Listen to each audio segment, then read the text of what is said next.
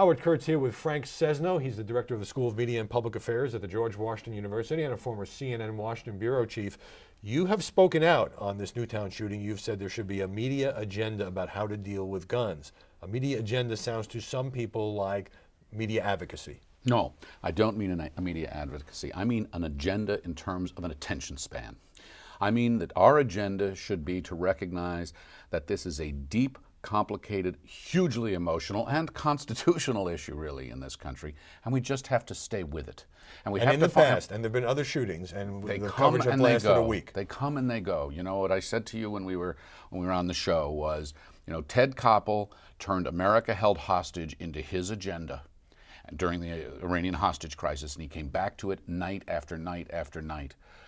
We have hundreds, maybe thousands of children who are wounded and or killed in mass slayings or on dark, shadowy street corners in this country, and we in the media owe them a serious conversation. And Frank, why has that serious conversation not taken place up until now? I think that's starting to change, but up until now in the media, is it the short attention span you referred to? Is it a certain fear or concern or anxiety about alienating part of the audience? I think there are several things. I think part of it is an attention span. I think part of it is a fear of alienating the audience.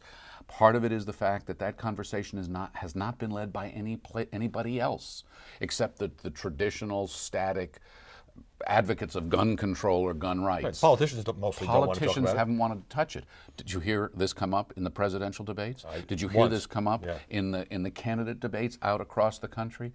Maybe now we're at a tipping point, but the media themselves have a huge opportunity and power and responsibility to channel this. So the agenda I'm talking about is face the facts, understand the issues, address the complexity, embrace the nuance, and stay with it. And not just move on to the next tragedy, the next crisis, the next dramatic story. But do you see the tone of the coverage starting to change and glimmers that this debate is actually going to be serious this time? For example, just the other day, MSNBC's Joe Scarborough, former Republican congressman from Florida, said he's rethinking his position that the shootings in Newtown, Connecticut changed everything, that he's willing to consider gun control. We have a few politicians saying that as well. Are you seeing signs that media people are taking this one more seriously in terms of leading a debate? I think so, but it's early. It's hard to tell. I think so. The emotions around this thing are huge. It's almost as if the media are going through the same thing the president said the other night. You know, this is the fourth one, he said, that I've done like this since I've been president.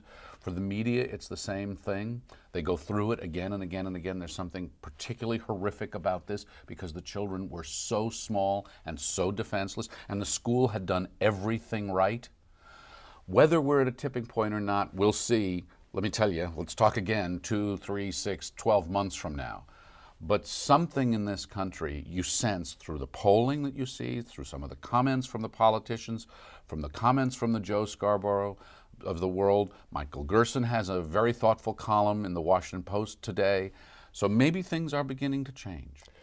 Journalists are covering the story, they're reporting on the story, they're commenting on the story. When I talk to them, and I'd be interested in knowing your view, so many reporters are in Newtown bringing us the tragic fabric of what happened in that community. It is hard to watch, isn't it? And read about. It's just gut-wrenching.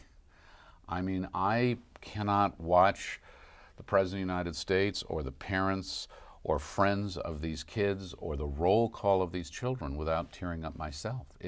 You know, partly it's because I'm a father, partly it's because I've covered stories like this and I just feel emotionally connected to them. For the reporters who are on the front lines of this, it is a job. That's part of what they do. But they do not check their humanity at the door for all their training. Maybe they put it to the side when they go on camera. Maybe they put it to the side when they have to sit and write their piece.